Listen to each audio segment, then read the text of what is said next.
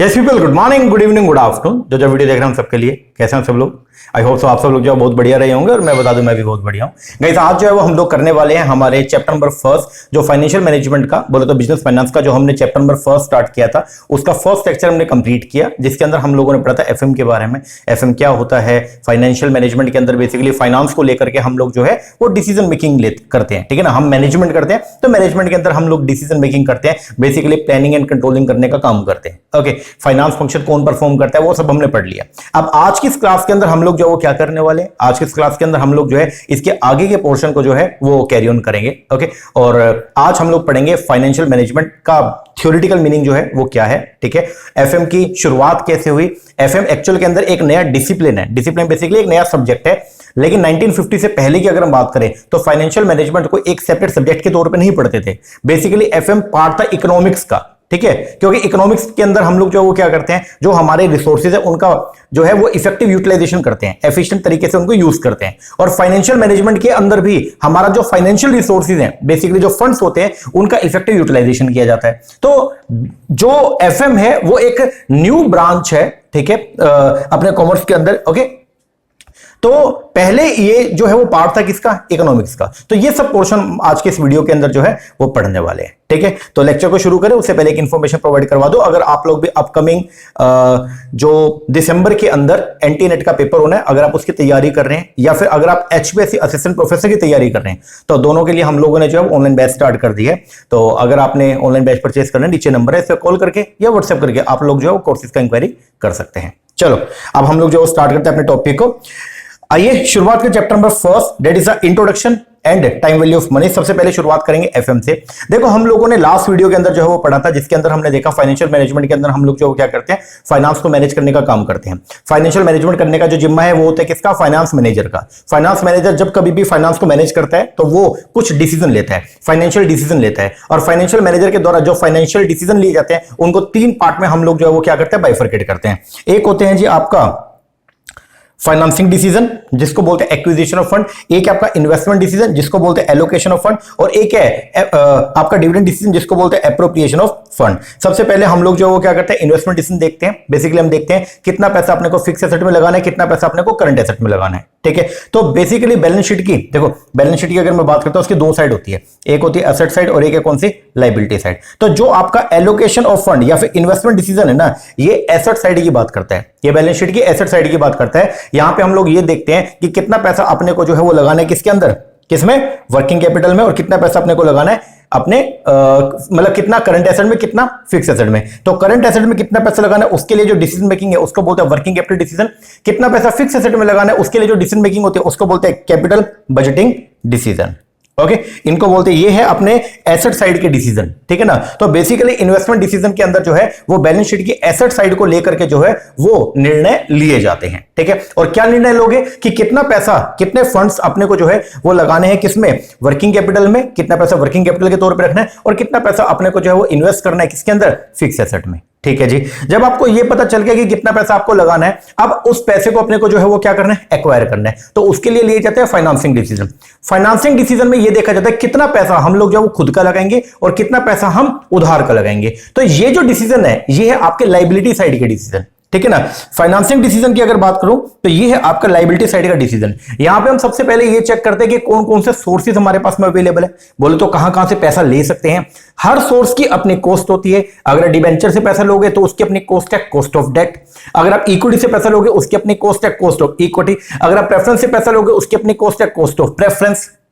समझ रहे हो। तो इसी तरीके से हर सोर्स की अपनी क्या होती है, कॉस्ट होती है। अब हर सोर्स की अगर कॉस्ट है तो, और हर सोर्स की जो कॉस्ट है वो भी सेम नहीं होती है, वो चेंज होती है, क्योंकि रिस्क और रिटर्न साथ साथ चलते हैं। ओके, तो जहां पे रिस्क कम होगा तो इन्वेस्टर जो है वो रिटर्न की डिमांड भी क्या करेगा, कम करेगा, और जहां पे रिस्क जो है वो ज्यादा होगा तो इन्वेस्टर जो है वो रिटर्न की डिमांड भी क्या करेगा, ज्यादा। जैसे डिबेंचर के अंदर जो रिस्क है वो क्या होता है, कम। इन्वेस्टर की पॉइंट ऑफ व्यू से बात कर रहा हूं। इन्वेस्टर, अगर आपने किसी कंपनी के डेट परचेस कर लिया, डिबेंचर परचेस कर लिए, तो वहां पे रिस्क आपका कम है। क्यों? क्योंकि कल को अगर कंपनी बंद भी होती है तो भी सबसे पहले पैसा आपको मिलेगा कंपनी के एसेट को बेच करके, ठीक है। दूसरा, अगर कंपनी लॉस में भी है तो भी कंपनी को आपको ब्याज का भुगतान करना पड़ेगा। तो अगर डिबेंचर में इन्वेस्टर के पॉइंट ऑफ व्यू से अगर रिस्क कम है तो बट नेचुरली इन्वेस्टर जो है वो रिटर्न की डिमांड भी क्या करेगा, कम करेगा। इन्वेस्टर की जो रिटर्न होती है वो कंपनी के लिए कॉस्ट होती है, यह बात ध्यान रखना। इन्वेस्टर को जो आप रिटर्न दे रहे हैं वो कंपनी के लिए क्या होती है, कॉस्ट होती है, ठीक है।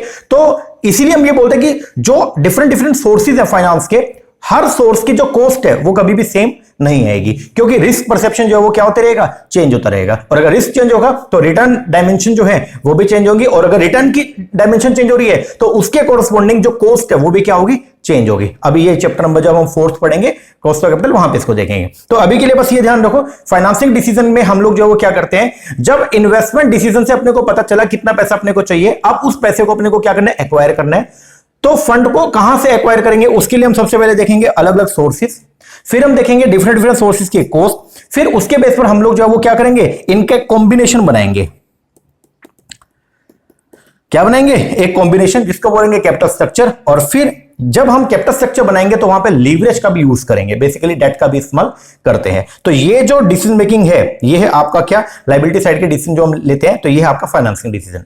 अब आपने कितना पैसा चाहिए था आपको, वो आपने देख लिया, कहां से लेना है वो आपको पता चल गया। अब आपको उस पैसे को क्या करना है, इन्वेस्ट करना है। इन्वेस्ट करने के बाद में आप पैसा कमाओगे, जो आप रिटर्न कमाओगे, अब उस रिटर्न का आप क्या करने वाले हो, जो आप पैसा कमाओगे, जो रिटर्न आपके पास में, उस रिटर्न का एक पोर्शन तो आप लोग जो है वो क्या करोगे, अपने पास में रखोगे, और एक पोर्शन जो है वो आप डिस्ट्रीब्यूट करोगे किसमें, शेयर होल्डर के बीच में। उसके लिए जो आप डिसीजन मेकिंग करते हो उसको बोलते हैं हम लोग क्या, डिविडेंड डिसीजन। तो डिविडेंड डिसीजन के अंदर बेसिकली हम लोग जो है वो देखते हैं, अपने डिविडेंड पॉलिसी की बात करते हैं या डिविडेंड की थ्योरी की बात करते हैं, और यहाँ पे हम लोग ये डिसाइड करते हैं कितना अर्निंग का कितना पोर्शन हम लोग जो है वो डिस्ट्रीब्यूट करेंगे और कितना पोर्शन हम लोग जो है वो क्या करेंगे, रिटेन करेंगे।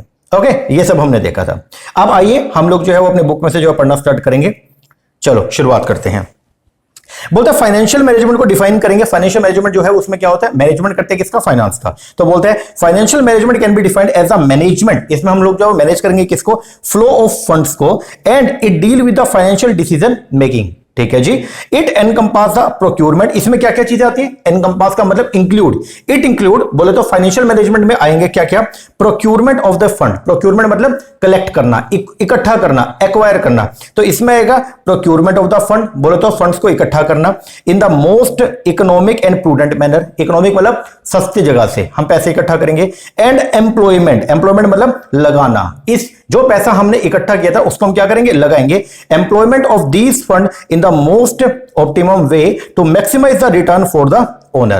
Since raising of the fund and their best utilization is the key to the success of any business organization, the financial management as a functional area has got a place of prime relevancy in every firm. बोलता है देखो पैसा इकट्ठा करना और उसको जो है वो क्या करना, उसका बेस्ट यूज करना, वो हर बिजनेस की क्या सक्सेस है। अगर आप सस्ते रेट पे पैसे इकट्ठा करते हो और उसको बढ़िया जगह पे लगाते हो जहां से आपको रिटर्न मैक्सिमाइज हो रही है, तो ये अगर आप ऐसा कर रहे हो, मतलब चीपर सोर्स से पैसा लेके और उसको बढ़िया जगह पे लगा रहे हो जहां से रिटर्न जो है वो ज्यादा आ रही है, कॉस्ट कम है रिटर्न ज्यादा है, तो वहां पे आपकी फर्म की जो वैल्यू है वो सबसे क्या होगी, ज्यादा होगी। और हमारा मेन ऑब्जेक्टिव ही ये होता है, हर बिजनेस ऑर्गेनाइजेशन का जो मेन ऑब्जेक्टिव है वो क्या होता है, अपनी वेल्थ को इंक्रीज करना, शेयर होल्डर की वेल्थ को इंक्रीज करना, बोले तो अपनी वैल्यू को बढ़ाना। ओके,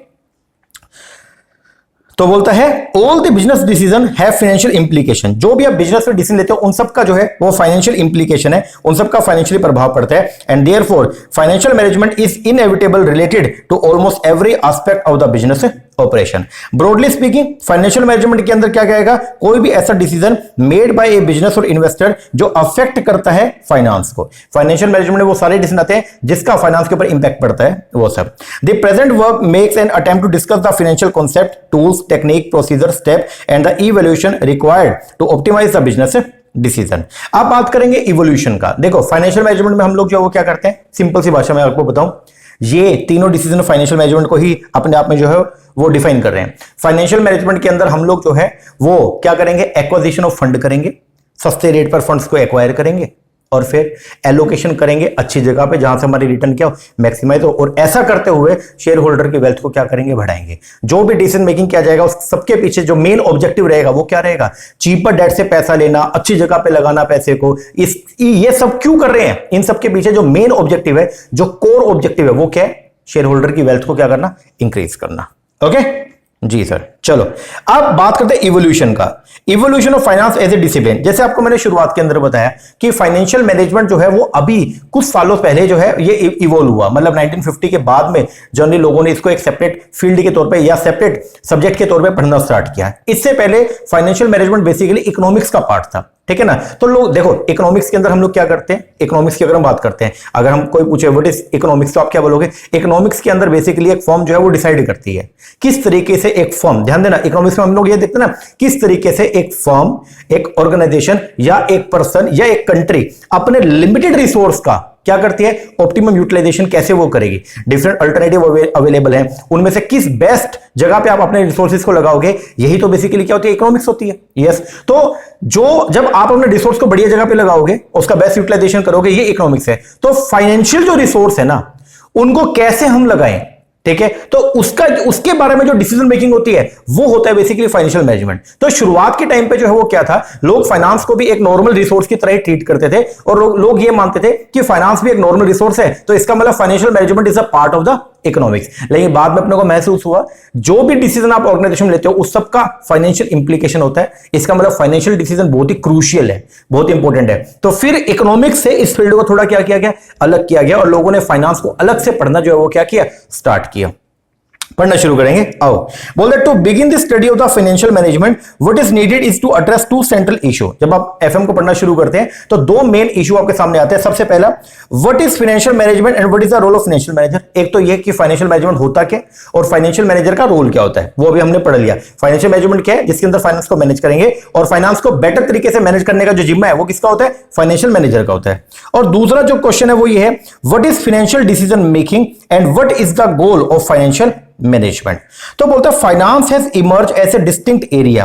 फाइनेंस जो है वो एक सेपरेट एरिया के तौर पे उभर के आया और study during second half of the 20th century, but even before, लेकिन इससे पहले भी सम डायरेक्ट और इनडायरेक्ट रेफरेंसेस जो थे फाइनेंस फंक्शन को लेकर के were made on a casual basis. Evolution जो है फाइनेंस फंक्शन का and the changes in its scope appear due to two factor, namely एक तो धीरे धीरे क्या हुआ है, कंटिन्यू ग्रो हुआ है, जो बिजनेस है लगातार बढ़ रहे हैं और अगर बिजनेस बढ़ेंगे तो बट नेचुरल है फाइनेंस का जो रोल है वो क्या होगा, बढ़ेगा, ठीक है। इसलिए जब बिजनेस लगातार ग्रो कर रहा है तो भैया बिजनेस को चलाने के लिए जो मेन चीज है वो क्या है, फंड्स हैं।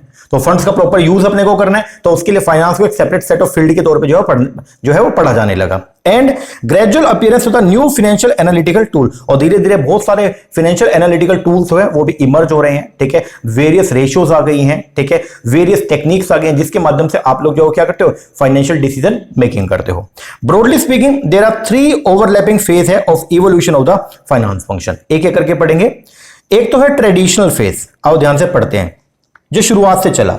एक तो क्या है जी आपका ट्रेडिशनल फेज, फिर है आपका मॉडर्न फेज और फिर है now IT age, information technology age, ठीक है। तो बेसिकली 3 तरीके से हम इसको पढ़ेंगे, एक तो है ट्रेडिशनल, एक है आपका मॉडर्न और एक है IT as.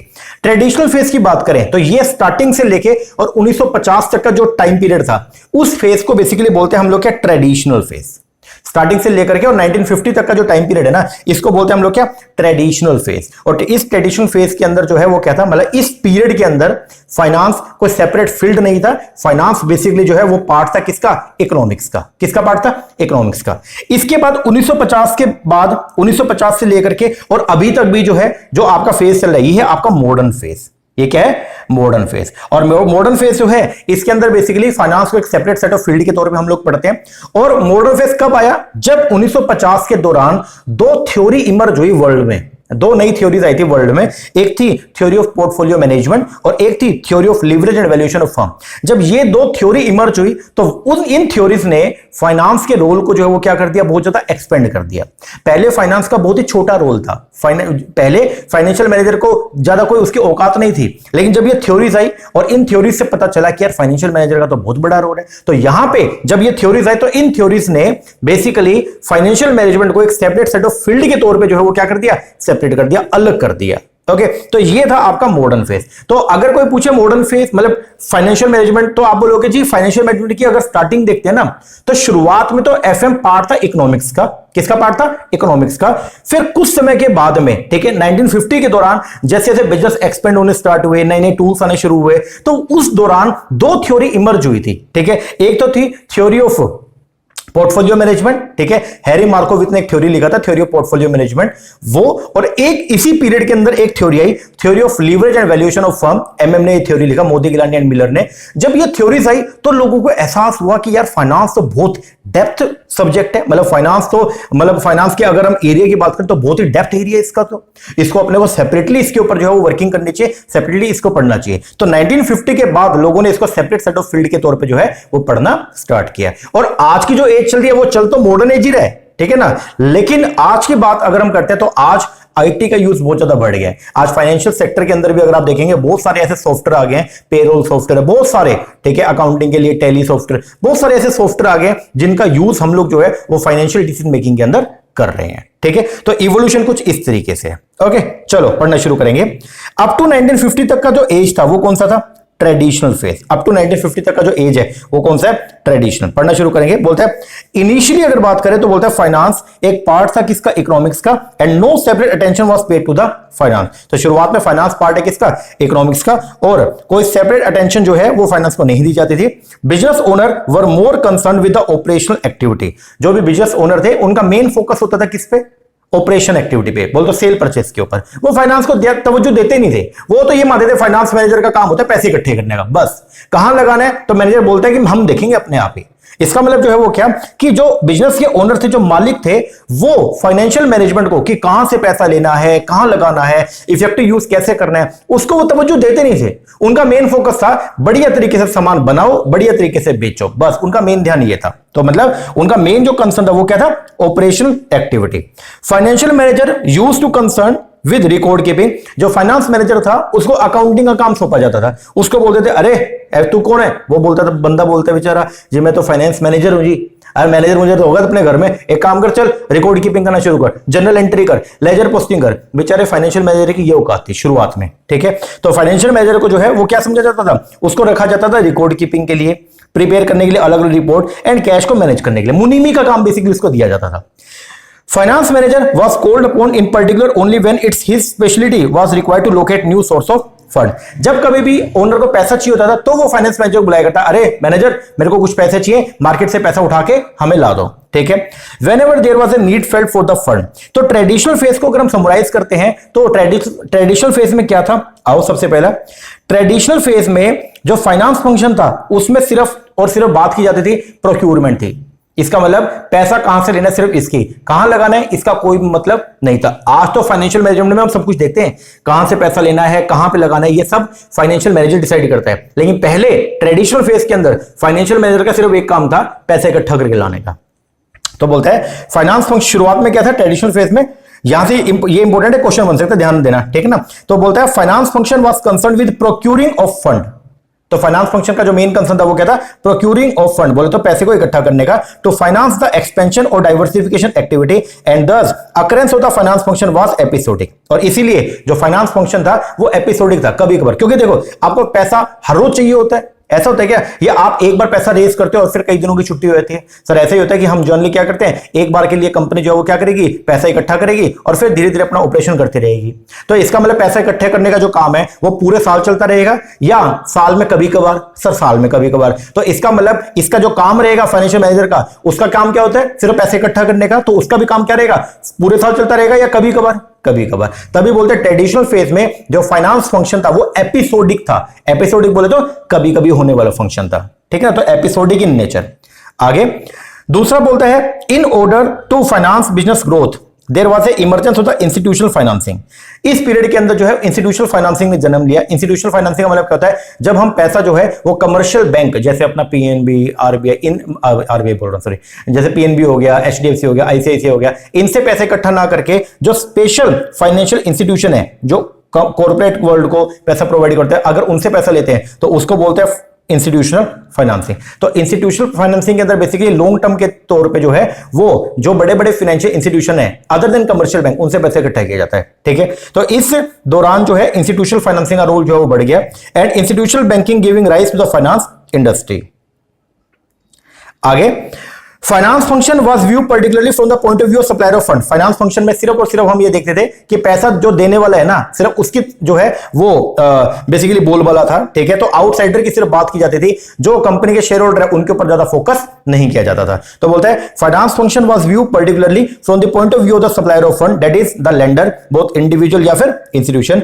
Emphasis was to consider the interest of outsider. यहां पे मेन फोकस क्या था, आउटसाइडर के ऊपर हम ध्यान जो है वो देते थे, जबकि internal decision making process and the person जो इन्वॉल्व इस प्रोसेस में, उनकी इंपोर्टेंस बहुत ही क्या थी, कम थी। आगे फोकस जो था यहां पे हमारा वो क्या था, लॉन्ग टर्म के लिए पैसा रेस करना। इसका मतलब वर्किंग कैपिटल फाइनेंसिंग का ट्रेडिशनल फेज में कोई भी बोलबाला नहीं था। तो बोलता है फोकस जो था अटेंशन का was on the long term resources and only the long term financing was of the concern. The concept of the working capital और उसके management are virtually non exist. तो वो पहले वो एग्जिस्ट नहीं करते थे। आगे जो फाइनेंशियल मैनेजर था ना, उसको ओनर पहले बोलता था कि मुझे पैसा चाहिए और 10% पे ही चाहिए। तो बेचारा अगर कहीं से 8% भी मिल रहा ना, तो फाइनेंशियल मैनेजर ज्यादा काम नहीं करता था, क्योंकि उसको जो बताया जाता था वो सिर्फ वही करता था। इसका मतलब उसका जो काम था वो क्या था, डिस्क्रिप्टिव नेचर था, एनालिसिस करने का काम ही था। आज की डेट में तो फाइनेंशियल मैनेजर क्या करता है, अलग अलग सोर्सेज से पता करेगा जो कहां से कितने कितने परसेंट में पैसा मिल रहा है, और जहां से सस्ता मिल रहा है वहां से लेगा। लेकिन पहले ट्रेडिशनल फेज के अंदर जो है ओनर बताता था किसको, मैनेजर को, कि मुझे 10% पे पैसा चाहिए, अब 10% पे ले आओ जाके। सस्ता भी मिलता था तो जो है जो मैनेजर है वो ज्यादा काम नहीं करता था। इसका मतलब ट्रेडिशनल फेज में फाइनेंशियल मैनेजर का जो जिम्मेवारी थी या उसका जो वर्किंग थी वो कैसी थी, डिस्क्रिप्टिव नेचर। जैसा उसको डिस्क्राइब कर दिया वो वैसे ही काम करता था, खुद का दिमाग या खुद के एनालिसिस वो कम लगाता था। तो बोलते हैं the treatment of the different aspect of the finance was more the descriptive nature rather than analytical. In fact there were no analytical financial decision making as such. And last, finance was concerned with procuring of fund. Finance में basically हम सिर्फ क्या करते थे, funds को इकट्ठा करने का काम करते थे। प्राइमरली कैसे, by issue of security such as equity share, preference share and debt instrument. So knowledge of the source of fund आपके लिए क्या थी, जरूरी थी कि आपको सिक्योरिटी किसको बेचनी है, what security to sell, to whom, by what technique to sell was needed। तो जनरली अगर बात करें जो स्कोप था फाइनेंस फंक्शन का, वो धीरे धीरे क्या हुआ, वाइडन हुआ। And day to day problem जो है फाइनेंस की, उसको भी इसके अंदर क्या किया गया, इनकॉर्पोरेट किया गया। फंड्स एनालिसिस एंड कंट्रोल जो है रेगुलर बेसिस पे होने लगा, ना कि अब कैजुअल बेसिस पे। There was in fact an extension हुआ ट्रेडिशनल फेज का and around early 50s when the scope of finance function start expanding in a big way.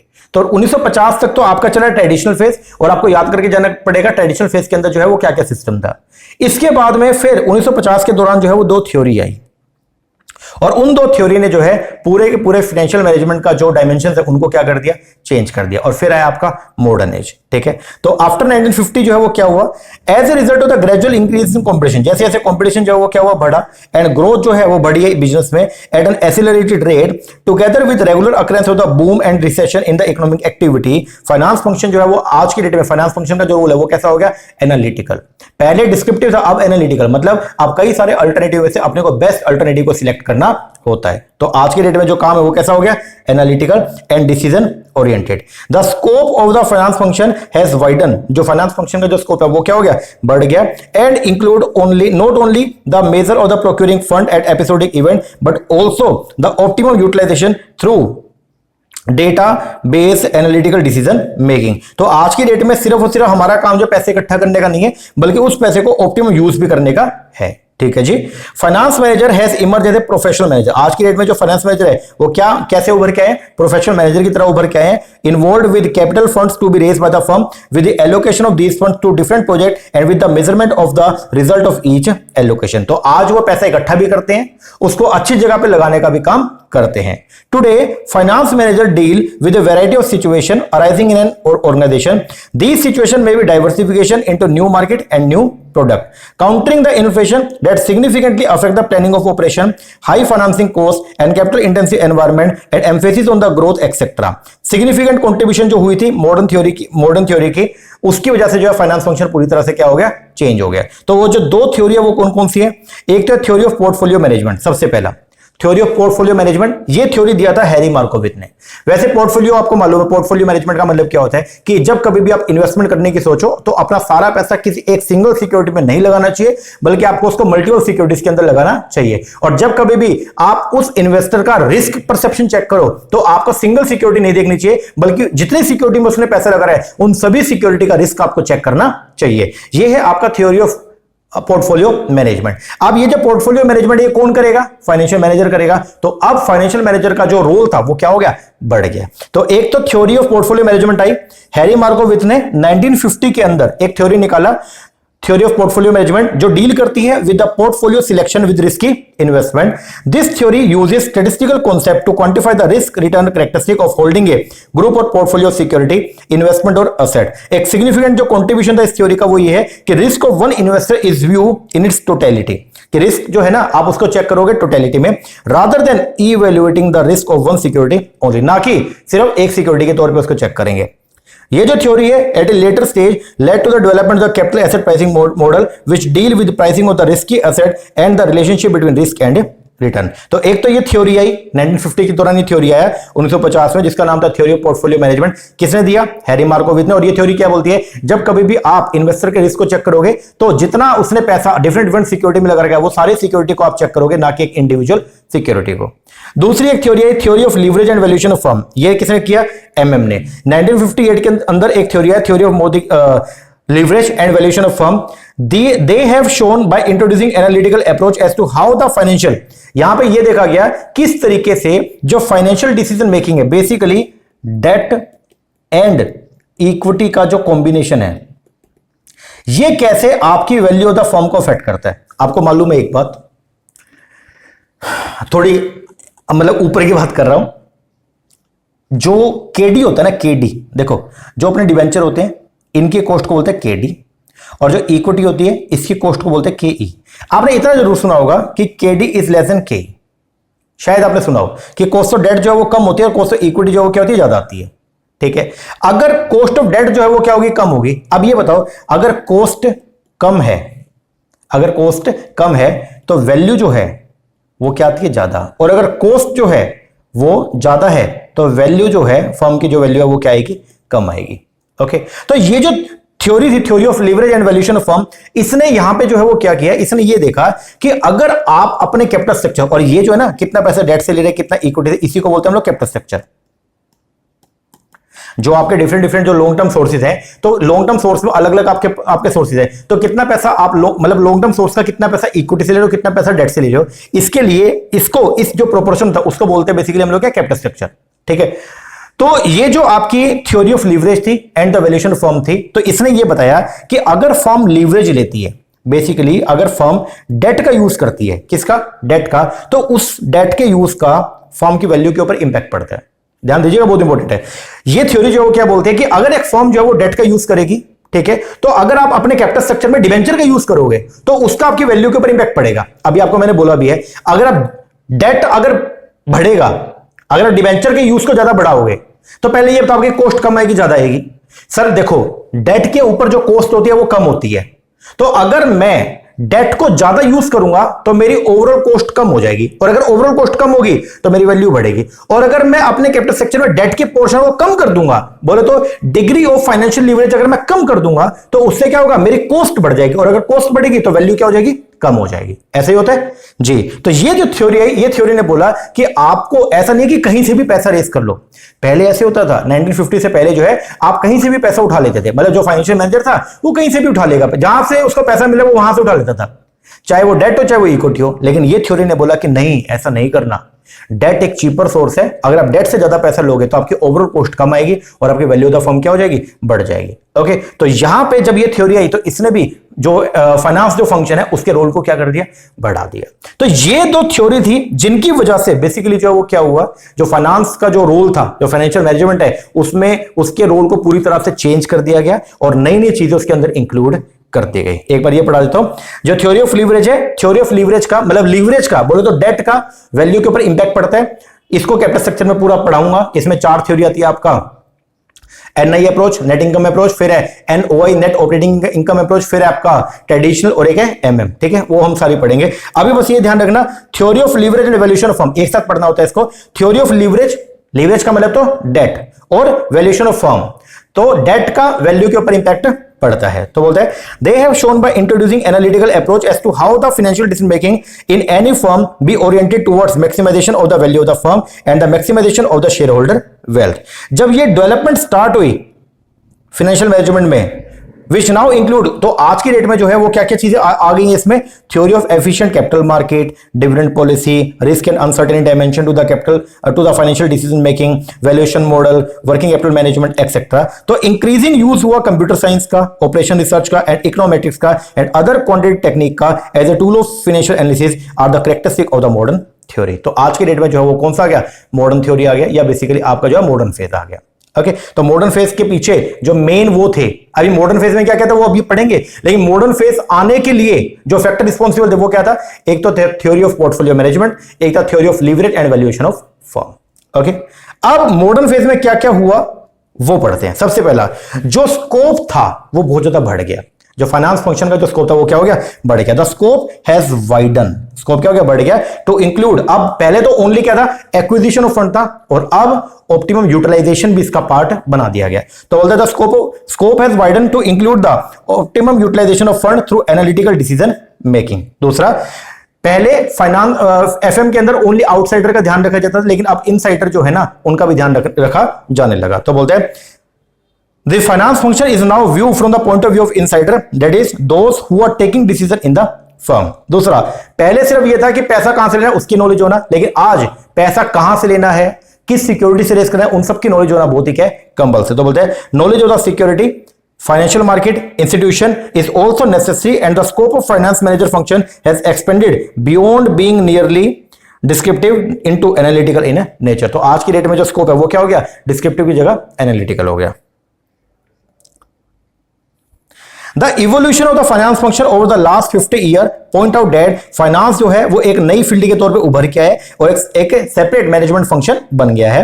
As of today, आज की डेट में finance function has developed a decision oriented and include among it's analytical tool. Financial management जो है उसमें वो क्या है, decision oriented हो गया, और उसमें बहुत सारे एनालिटिकल टूल्स भी इसका पार्ट बन गए हैं, the quantitative and computer technique etcetera. In view of the increasing complex problem and opportunities being faced by the corporate financial manager, the finance function is making rapid STRIDE. Finance function में बहुत प्रगति हुई है in its development process. The subject matter of the finance function is still developing and many new theory as well as refinement to existing theory may be in offering। और बहुत सारी theory जो है वो अभी भी पाइपलाइन के अंदर है, नई नई चीजें जो है वो धीरे धीरे क्या हो रही है, इमर्ज हो रही हैं। आगे फाइनेंस फंक्शन में क्या कहता है उसको हम पढ़ेंगे। देखो वैसे क्या कहता है बताओ, पैसे को इकट्ठा करना, पैसे को लगाना, और जो कमाई करी है उस कमाई का डिस्ट्रीब्यूशन करना, ये ओवरऑल है, ठीक है ना। तो बोलते हैं इनिशियली शुरुआत में क्या था, finance manager was concerned was called upon at advent of the event requiring fund. इसका मतलब शुरुआत में फाइनेंशियल मैनेजर को बुलाया जाता था कब, जब पैसे इकट्ठे करने होते थे। The finance manager was formally given A target amount of fund. Finance manager को बता दिया जाता था भाई हमको इतना, मान लो 1 लाख रुपए चाहिए जो आपको इकट्ठे करने हैं, and was given the responsibility of procuring this fund. उसको बोला जाता है अब ये आपकी रिस्पांसिबिलिटी है कि आप पैसे इकट्ठा करके दोगे, लगाएंगे काम वो हम डिसाइड करेंगे। फाइनेंशियल मैनेजर तेरा काम सिर्फ एक ही है, पैसे इकट्ठा करने का। हिज फंक्शन वाज लिमिटेड, उसका फंक्शन सिर्फ लिमिटेड था कहां तक, टू रेजिंग फंड, सिर्फ पैसा उधार लेने तक। As and when the need was felt, once the fund were procured, एक बार अगर पैसा इकट्ठा हो गया तो उसका काम ओवर हो जाता था, लेकिन अब ऐसा नहीं है। However, over a period of time, लेकिन आज की डेट में जैसे वक्त बीता, स्कोप जो है उसके फंक्शन का उसको वो क्या हो गया, ट्रिमेंडसली वाइडन हो गया, बोलते स्कोप उसका बहुत ही बढ़ गया। His presence is required at every moment। आज की डेट में उसकी जो प्रेजेंस है वो हर जगह अपने लिए क्या है, जरूरी है। जब भी कोई भी हम डिसीजन लेते हैं जिसके अंदर पैसा इन्वॉल्व है ना, तो हम उसको हमेशा बुलाते हैं। Nowadays, financial manager is required to look into the financial implication of any decision in the firm। The function जो है फाइनेंस मैनेजर का now is to manage the funds, any act, procedure, decision relating to the funds comes under the purview of the finance manager। Since every activity in the business organization, चाहे वो purchase हो, चाहे वो production हो, चाहे वो marketing हो, चाहे वो कैपिटल एक्सपेंडिचर हो, has financial implication, the finance function is interlinked with all other area। Particularly अगर बात करें तो finance manager has to focus his attention और, तो फाइनेंशियल मैनेजर को जो है अपना ध्यान देना होता है किस किस पे, सबसे पहला प्रोक्योरमेंट पे, पैसा कहां से इकट्ठा करना है, procurement of the required quantum of fund, पैसा कहां से इकट्ठा करें, ठीक है, और पैसे जो इकट्ठा करेंगे कैसे करेंगे, लोवेस्ट कॉस्ट पे करेंगे। दूसरा, जो पैसा वो इकट्ठा हो गया उसको क्या इन्वेस्ट करेंगे, कहां पे इन्वेस्ट करेंगे, जहां पे उसका बेटर यूटिलाइजेशन हो सके, बेसिकली प्रॉफिटेबल वे में। तो investing this fund in various asset in the most profitable way, और फिर जो प्रॉफिट कमाएंगे उसको डिस्ट्रीब्यूशन करेंगे, distributing return to the share holder in order to satisfy their expectation from the firm. ये जो 3 फंक्शन है फाइनेंस मैनेजर के, it encompasses most of the financial event in any firm. Thus, function of the finance manager may be summarized to include the following. अब ये जो finance के जो function उसमें क्या क्या है, सबसे पहला overall financial planning and control करेंगे, दूसरा पैसे को इकट्ठा करेंगे अलग अलग सोर्सेज से, तीसरा सिलेक्ट करेंगे फिक्स एसेट जहां पे पैसा लगाना है, चौथा मैनेज करेंगे working capital basically current asset को भी मैनेज करके चलेंगे, and any other individual financial event. While performing these functions, जब हम इन फंक्शन को परफॉर्म करेंगे, financial manager has to operate as intermediary. Financial manager जो है एक इंटरमीडियरी की भूमिका निभाएगा between the firm operation one hand and the capital market on the other hand. ठीक है जी, मतलब एक तरफ तो वो क्या करेगा, लोगों से पैसे इकट्ठा करेगा, ठीक है, और फिर लोगों को जो है जो उन्होंने पैसा दिया था उसके ऊपर उनको रिटर्न भी प्रोवाइड करेगा. रोल जो है फाइनेंस मैनेजर का वो एक मीडियोकर के तौर पे है. It arise because of the two way cash flow between the firm and the investor. पहला तो क्या होगा, पहले तो इन्वेस्टर फर्म में पैसा लगाएंगे तो फर्म के अंदर पैसा आएगा. The first instance the investor provide fund through capital market to the firm, और फिर फर्म उन्होंने जो पैसा लगाया फिर उस पैसे के ऊपर कंपनी जो उनको क्या करेगी, रिटर्न जो है वो देगी. तो यहां से फर्म की तरफ से कैपिटल का आउटफ्लो होगा. सेकंड, फर्म डिस्ट्रीब्यूट करेगी profit among the investor in the form of interest और dividend. The firm raise funds by selling ownership security. Firm जो है वो कैसे पैसे इकट्ठा करेगी, मतलब कंपनी जो कैसे पैसे इकट्ठा करेगी, अपनी सिक्योरिटी को सेल करके, लाइक ओनरशिप सिक्योरिटी बोले तो इक्विटी शेयर को बेच के, या डेट सिक्योरिटी बोलते डिबेंचर को बेच के, या बोरो करेगी कैपिटल मार्केट में. The funds raise in this way become the pool of the investable fund which are committed to the investment decision of the firm. The investment project generally profit which are either distributed to the supplier of investable fund and retained in the business for reinvestment in the future project. The finance manager has to take care of the interest of the investor as well as firm. तो उनको दोनों का ध्यान रखना पड़ेगा, investor का भी firm का भी. तो उसकी पोजीशन जो कैसी होगी, एक तो फर्म के अंदर पैसा आएगा, कैसे, कैपिटल मार्केट से पैसा आएगा, जो इन्वेस्टर है वो पैसा देंगे फर्म को, ठीक है, तो फर्म के अंदर कैश का इनफ्लो होगा. और फिर ये जो पैसा आएगा फर्म के अंदर ये कैसे आएगा, ये आएगा इन द फॉर्म ऑफ, जब इनको फर्म जब इक्विटी शेयर या डिवेंचर इशू करेगी, और फिर जब आप पैसे को कमाएंगे और कमा के अपने कमाई का एक पोर्शन जब आप डिस्ट्रीब्यूट करेंगे तो ये पैसा जो है वो शेयर होल्डर को जाएगा. ठीक है ना. तो finance manager is usually face with the following distinct scenario. सबसे पहला, what should be the size of the firm and how fast should it grow. तो फाइनेंस मैनेजर को ये डिसाइड करना होता है कि फर्म का साइज है वो क्या रहेगा, बोले तो कितना पैसा उसको रेज करना है और फर्म कैसे ग्रो करेगी. ये आगे का बिल्कुल बेसिक है, एक बार रीडिंग कर लेना. दूसरा, what are the various type of asset to be acquired. कौन कौन सी एसेट को हम एक्वायर करेंगे, ठीक है, कौन कौन से फिक्स एसेट को एक्वायर करेंगे, कौन कौन सी करंट एसेट को. तो बोलता है what should be the composition. Composition क्या होगा एसेट्स का. Whenever and whichever asset are acquired by the firm, the finance manager has to evaluate as to how is it going to contribute to the wealth of the firm. This is also known as the investment decision. तो कितना पैसा fix asset में लगा रहा है, कितना current में. और फिर अपने को डिसाइड करना होता है क्या, what should be the pattern of raising fund from the various scenario. Pattern जो है वो क्या रहेगा, ठीक है. What should be the composition, basically कितना पैसा डेट से लेंगे और कितना पैसा इक्विटी से लेना, ये अपने को डिसाइड करना पड़ेगा. तो बोलता है what should be the composition of the liability of the firm. The liability and the capital represent करती है financing sources which the firm use to raise funds to make investment. The raising of the funds from these sources is varying composition has different implication. Deciding about the best mix of the liability and capital is referred to the financing decision. तो अपने को decide करना होता है कि हम जो है वो कहां से पैसा जो है वो क्या करें, रेज करेंगे. Depending upon the nature and the size of the firm, the finance manager is required to perform all or some of these functions from time to time. While performing these functions, जब भी finance manager इन पर function को perform करेगा, he is required to take different decision. तो उसको अलग-अलग decision जो है वो लेने होते हैं. उसके द्वारा जो decision लिए जाते हैं उनको तीन पार्ट में हम डिवाइड करते हैं जो हम पहले ऑलरेडी पढ़ चुके हैं. एक है इन्वेस्टमेंट डिसीजन जिसमें हम ये डिसाइड करते हैं कितना पैसा लॉन्ग टर्म एसेट में लगाना है, कितना शॉर्ट टर्म. एक है फाइनेंसिंग डिसीजन जिसमें हम देखते हैं कहां से पैसा इकट्ठा करना है, इक्विटी से कितना लेना है, डेट से कितना लेना है. और एक है अपना डिविडेंड डिसीजन जहां पे हम ये देखते हैं कि अर्निंग का कितना पोर्शन रिटेन करना है, कितना पोर्शन डिस्ट्रीब्यूट. तो यहां पे क्या बोलते हैं, तीन डिफरेंट ग्रुप के डिसीजन है. एक तो ये those related to resource allocation बोलते हैं investment decision. Those covering the financing of this investment जिसको बोलते हैं फाइनेंसिंग डिसीजन या capital structure decision. And those determining how much cash be taken out and how much reinvested बोलते हो dividend decision. तो ये टोटल मिला के तीन डिसीजन है. सबसे पहले नंबर पे क्या गया, इन्वेस्टमेंट. इन्वेस्टमेंट डिसीजन जो है इसमें हम बात करते हैं एसेट कंपोजिशन का. हम टोटल फंड का कितना पैसा, ध्यान देना, हम टोटल फंड का कितना पैसा फिक्स एसेट में लगाएंगे और हम जो टोटल फंड है उसमें से कितना पैसा करंट एसेट में लगाएंगे, ये है आपका इन्वेस्टमेंट डिसीजन. तो बोलते हैं firm have scarce resource. Firm के पास जो रिसोर्स है वो बहुत ही क्या है, बहुत क्या है, स्कार्स है, बेसिकली उनकी क्या है, लिमिटेड है, लिमिटेड अमाउंट में अवेलेबल है, बहुत ही लिमिटेड अवेलेबिलिटी है, ठीक है ना। तो इसका मतलब आपको बहुत ही सोच समझ के इनको लगाना है। तो बोलता है firm have scarce resources that must be allocate among competitive uses.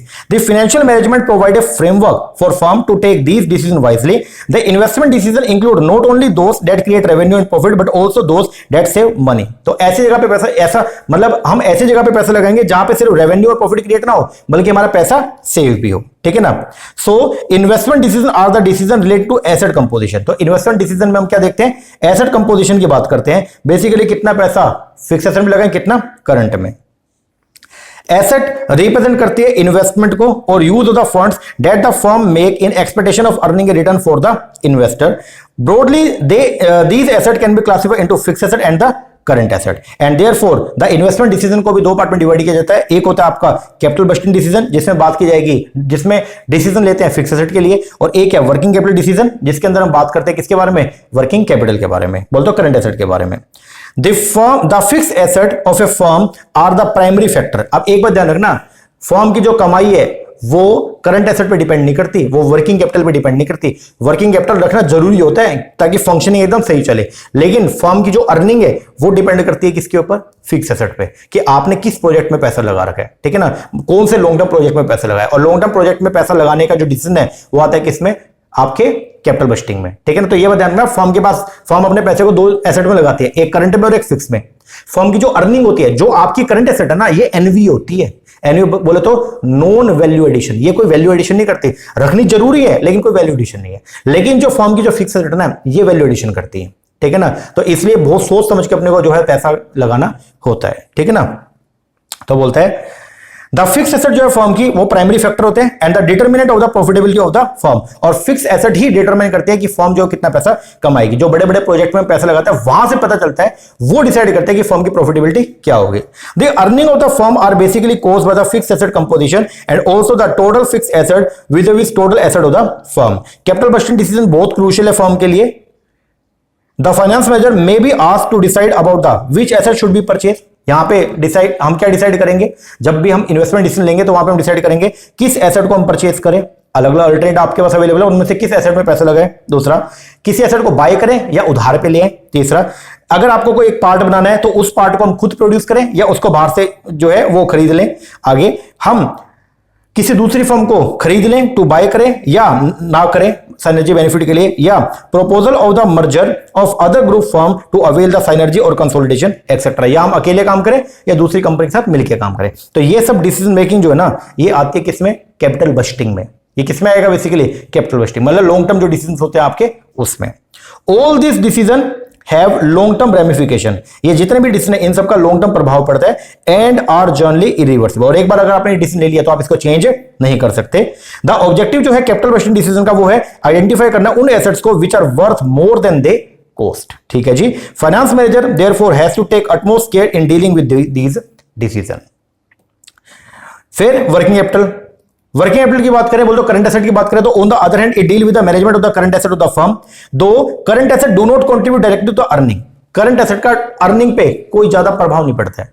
आप कितना पैसा करंट एसेट में लगा रहे हैं, लिक्विडिटी मेंटेन हो जाएगी, मतलब करंट एसेट अगर आपके पास ज्यादा होंगी तो मतलब लिक्विडिटी रहेगी, लेकिन प्रॉफिटेबिलिटी कम हो जाएगी। जितना लिक्विडिटी बढ़ेगा ना उतना प्रॉफिटेबिलिटी कम होगा, यह बात ध्यान रखना, ठीक है ना।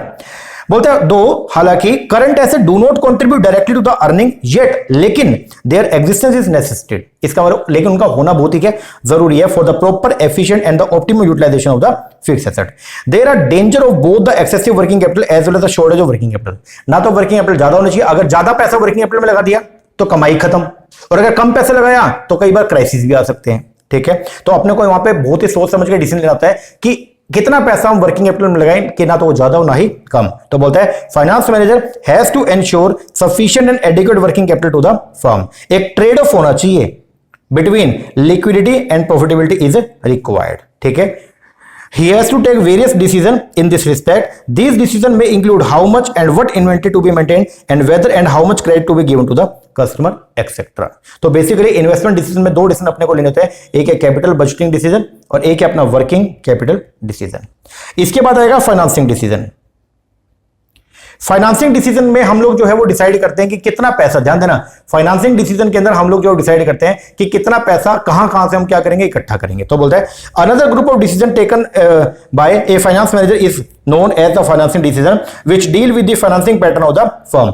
As firm make decision concerning where to invest these resources, they have also to decide how they should raise resource. आपने ये तो डिसाइड कर लिया इन्वेस्टमेंट में कि पैसा कहां कहां लगाना है, बट उस पैसे को लगाने के लिए आपको पैसे इकट्ठा भी तो करना पड़ेगा, तो इकट्ठा कहां से करेंगे वो देखना होता है। तो बोलते हैं there are two main source, दो मेन सोर्स हैं फाइनेंस के, एक है शेयर होल्डर फंड और एक है बोरोड फंड। एक तो कहां से, शेयर होल्डर से पैसे इकट्ठा कर लो या फिर डेट से पैसे इकट्ठा कर लो।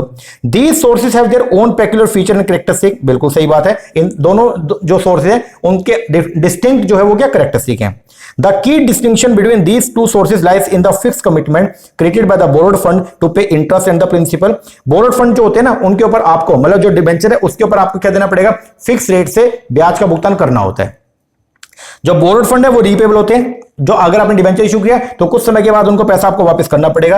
And it require payment of the committed cost in the form of interest on a periodic basis, और आपको time to time periodic basis पे उनके ऊपर ब्याज का भुगतान करना पड़ता है। Borrowed funds are relatively cheaper, जो आपके डेट होते हैं वो चीपर होते हैं, सस्ते होते हैं, बट ऑलवेज एंटेल रिस्क, लेकिन उनमें रिस्क जो क्या होता है, ज्यादा। ये जो रिस्क है उसको बोलते हैं फाइनेंशियल रिस्क। तो अगर आप ज्यादा डेट से पैसे इकट्ठा करोगे तो कंपनी का फाइनेंशियल रिस्क जो है वो क्या हो जाएगा, बढ़ जाएगा। The risk of insolvency due to non payment of interest और non payment of the capital amount.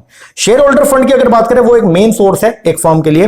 This may comprise of the equity share capital, preference share capital and accumulated profit. There is no committed outflow. अब equity share के ऊपर जो है कोई commitment नहीं है, इसका मतलब डिविडेंड दोगे ही दोगे ऐसा जरूरी नहीं होता। कंपनी के पास अगर प्रॉफिट होगा तो कंपनी डिविडेंड डिक्लेयर करेगी, नहीं तो नहीं करेगी। तो बोलते हैं there is no committed outflow for equity share capital neither in the form of return nor in the form of repayment of capital. However preference share capital जो है उसमें एक कमिटमेंट होती है कि प्रेफरेंस शेयर कैपिटल के ऊपर आपको जो है एक फिक्स रेट से डिविडेंड का भुगतान करना होता है, ठीक है।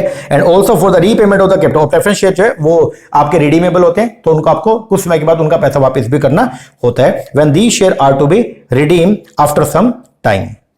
Bearing a few exception, funds firm usually adopt करती है एक policy of employing both.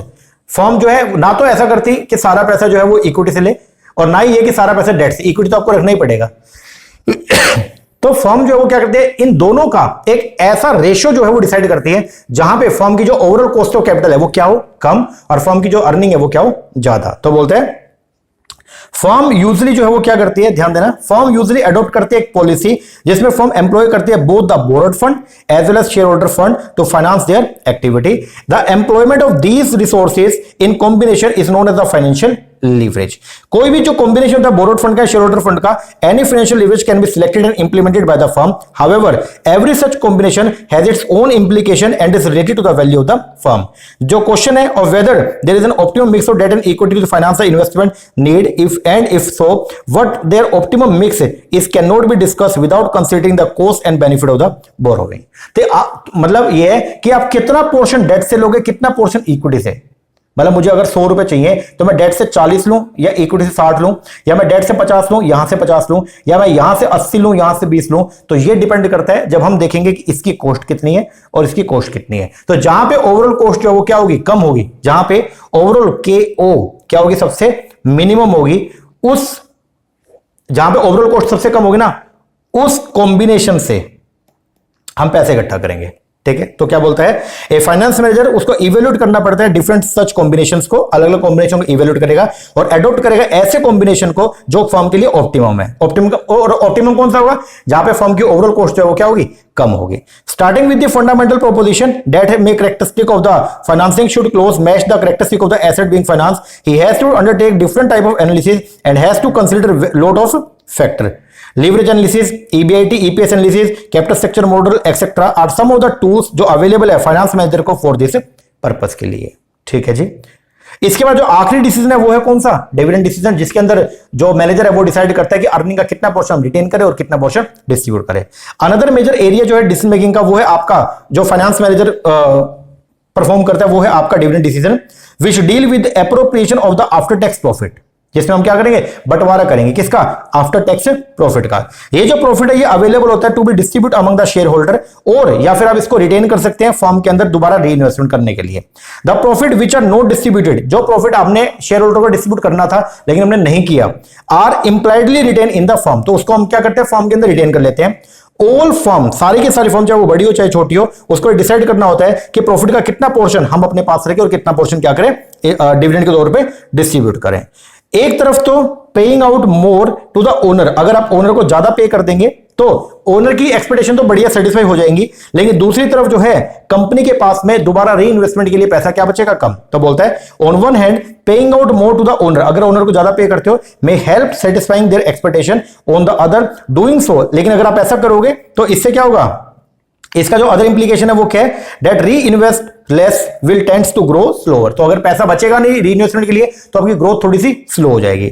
There can not be any readymade policy, तो कोई भी एक रेडीमेड पॉलिसी नहीं है, मतलब कोई भी एक फिक्स रेशो नहीं है कि अर्निंग का 60-40 कर लो, ऐसा नहीं, ना ही ये कि अर्निंग का 50-50 कर लो, ना ही ऐसा कि 20-80 कर लो, नहीं, ऐसा कोई भी रेशो नहीं है, वो आपको सिचुएशन के हिसाब से डिसाइड करना होता है। तो बोलता है there can not be any readymade policy for any firm regarding how much profit to be distribute and how much proportion is to be retained.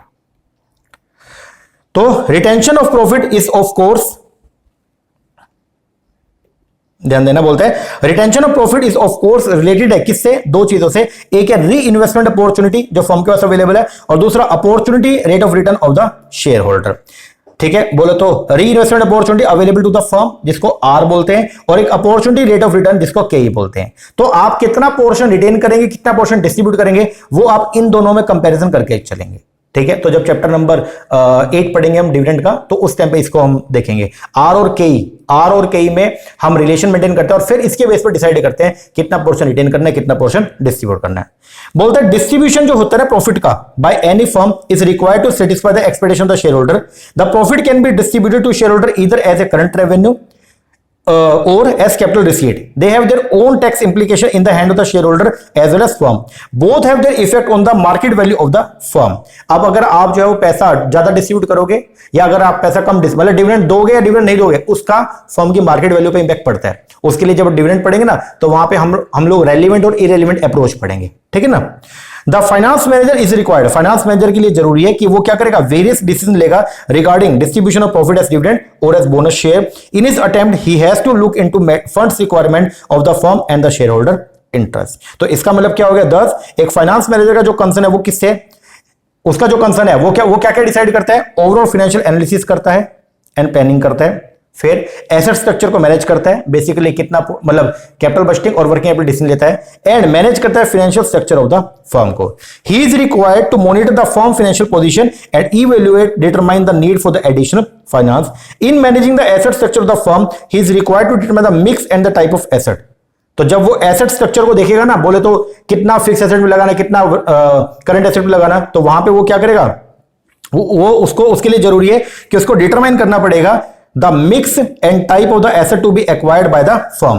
He must decide what is the optimal level of different current asset and what are the best fixed asset to be acquired. He is in fact concerned with determining the composition and the construction of the asset side of the balance sheet. In managing the financial structure, he is concerned with the optimum mix of the different source of finance. Quite of them he may not have much choice, but what is required is the in-depth analysis of the different alternative, their cost and their long-term implication. In managing the financial structure, उसका जो main काम है वो है liability side का।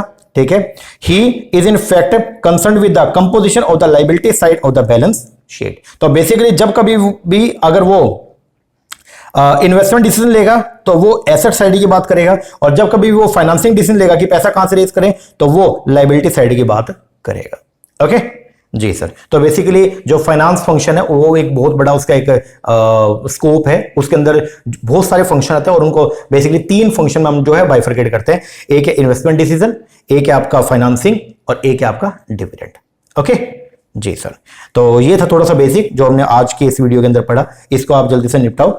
और अब next video के अंदर हम लोग जो पढ़ेंगे फंक्शंस के बारे में, फाइनेंशियल मैनेजमेंट फंक्शन और कुछ इसके जो एफएम के एग्जाम्स हैं, बेसिकली जो उसके फंडामेंटल हैं उनके बारे में। ओके लेक्चर कैसा लगा कमेंट करके जरूर बताना, अच्छा लगा अच्छा कमेंट कीजिएगा, कोई कमी लगी है वो भी बताना। और बाकी एचपीएससी के लिए और यूजीसी नेट दिसंबर 2024 दोनों के लिए जो है वो हम लोगों ने बैच स्टार्ट कर दिया। तो अगर आप इंटरेस्टेड है, नीचे नंबर है, इस पर कॉल करके या व्हाट्सएप करके आप कोर्सेज की इंक्वायरी कर सकते हैं। ओके जी सर, चलो एक बार ये कीजिए, बाकी करते हैं नेक्स्ट वीडियो में। तब तक के लिए थैंक यू वेरी मच।